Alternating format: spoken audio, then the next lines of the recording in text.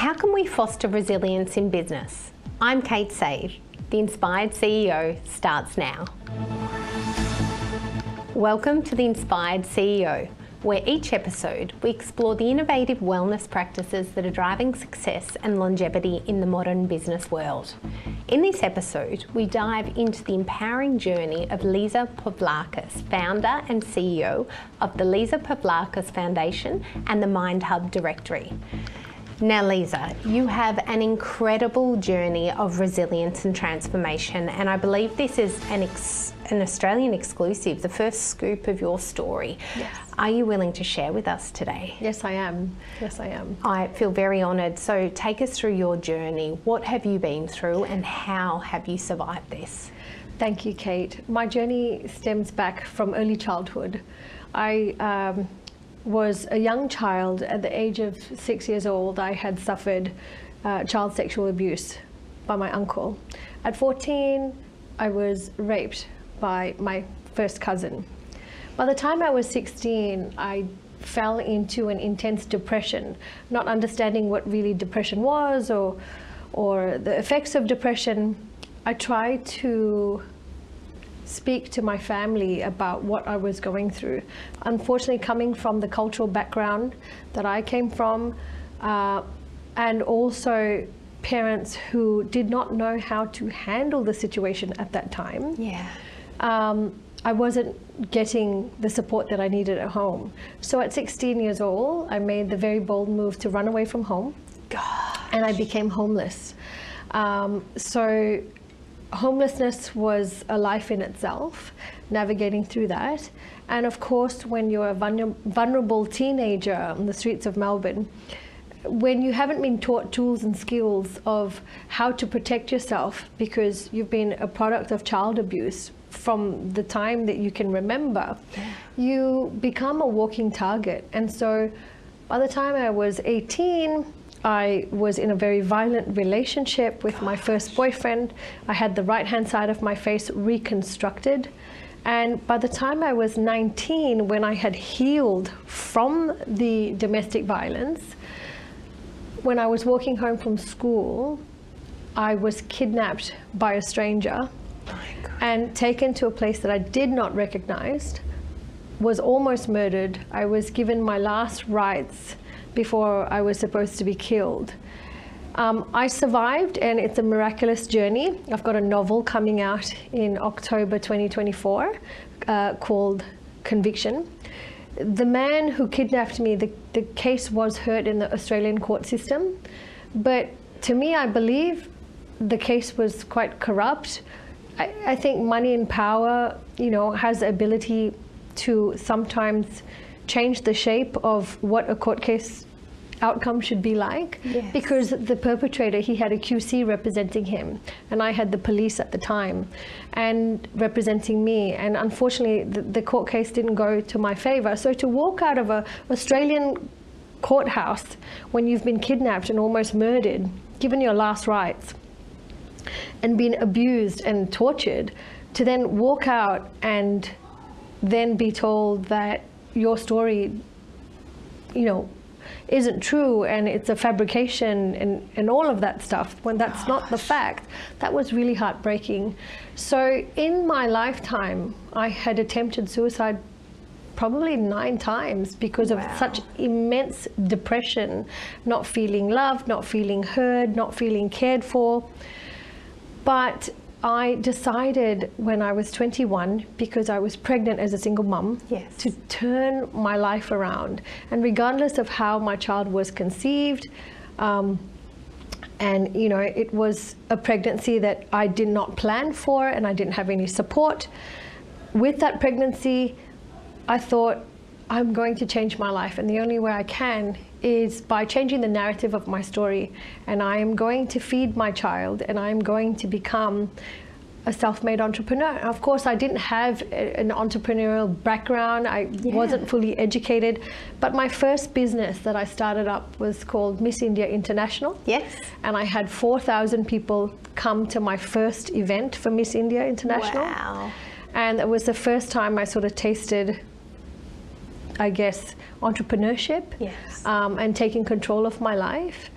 And so I did a couple of Miss India International shows, and then had an opportunity to take over a struggling cafe in Flinders Lane. Yes. Took that cafe and turned it all around, and then met my partner at the time, who was a master tailor, is a master tailor, and went into his business and expanded his business. So then, you know, we had 5 tailoring stores, and because I had negotiated my release through the abduction, yes, and that's how I was able to escape the abduction at the time, I found that I found a new skill set, and that was how to negotiate my way to get contracts. And so I did. Negotiated to get the Australian Open contract, the Grand Prix. You know, we did all the uniforms for, you know, tailoring for the uniforms for the W Hotel. Wow. So many different events. Celebrity clients, you know, would come to see us, like Beyonce and Jay-Z and Crown Towers. You know, we had the contract with them. And even though the business was thriving, I wasn't thriving in my heart. Yes. Because I knew every time I turned on the TV and I heard about a child being kidnapped, or, you know, someone being abused in some way, shape or form, I understood that feeling. And so about a decade ago, I decided to make the very bold move of giving up my tailoring business, which was pulling in, you know, a very strong income at the time, to come out to become a keynote speaker so that I can educate and empower people on reshaping their story and changing the narrative of their story from victimhood to, you know, being a victor. So, and that I did. And I've been doing it for a decade, and I've been very blessed to be brand ambassador for, you know, some amazing brands. Yes. And also, you know, won the Golden Gavel Award, 8th speaker in suicide prevention globally, top 10 female speakers of the world. And all those accolades, I think it makes me feel so proud. It's because so strong. But it makes me feel proud because I'm here to do service. Yes. It's not about me. It's not the Lisa show. It is these are the tools and skills that I've learned, and how can I inspire people, one person at a time, you know, to change their story the way I was able to. And is that healing for you? Because obviously you've been through so much, and being able to help others is incredible, but actually making sure that you're doing the work and you're healing yourself, do you find that helps? Is that? Very much so. In fact, writing my book took about a decade. We had about 5 rounds of edits, and I just was not ready to release it until we had really just shaped it to its final perfection. And the feedback on the book so far is like, I can't put it down. People can't put it down. And yes, it is very healing, because, you know, if someone is going to abuse me, beat me, rape me, kidnap me, almost take my life away, and you think that I'm going to be a victim of what you did to me, I'm going to turn it around, and I'm going to say I'm going to thrive, and I'm going to help others thrive with me. And I think there's so much power in being able to change the narrative of your story. You see, I waited for the Australian court system to support me at that time. Yes. But unfortunately, that did not happen.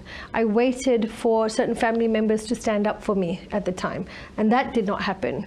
And that's not because, you know, when it comes to family, it's not because people don't love you, it's just people can only handle what they can handle. Absolutely, right? And you've been through more than anybody else in your family, and without a doubt, being able to look back on that and now see how far you've come, and shaping your own journey, creating your own destiny, finding the courage to move forward.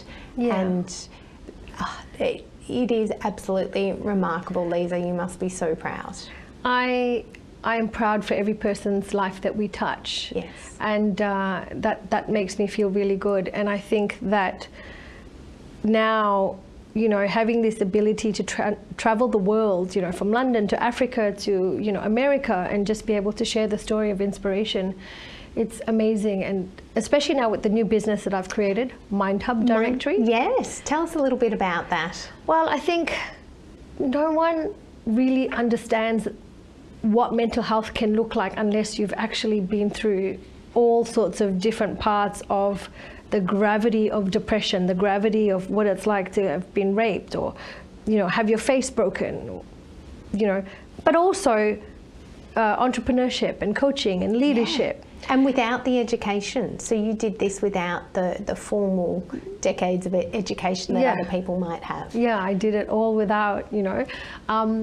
And I turned around and I thought, well, I love business, find a need, fill a need. I knew that when I was younger and I was looking to work with a therapist, it was hard to find a therapist that I felt like I could connect with. Yes. You know, statistics say 1 in 4 people will suffer with mental health, where they will need mental health support. And so I thought, well, if I create a directory where we can onboard psychologists, clinical psychologists, somatic practitioners, counselors, life coaches, executive coaches, and so then the consumer can go there and through the filters search for what they're looking for. And sometimes you don't know what you're looking for either, do you? And I think that's the wonderful thing about having the whole directory with not just one modality. No. You won't know what you need. Exactly. And that's why we've got 2 sets of filters. You can search by what you've been through, yes, or you can search by the type of practitioner that you're looking for, and also language barriers, right? And so you go on there and then it comes up with all these different therapists, and with that then you can connect with the therapist, or you can take it to your GP to ask for a referral to see the therapist and get some healing work done. Incredible. So what are the future goals of Norliza Pavlakos as a business and also of MindHub Directory? Where do you see this going?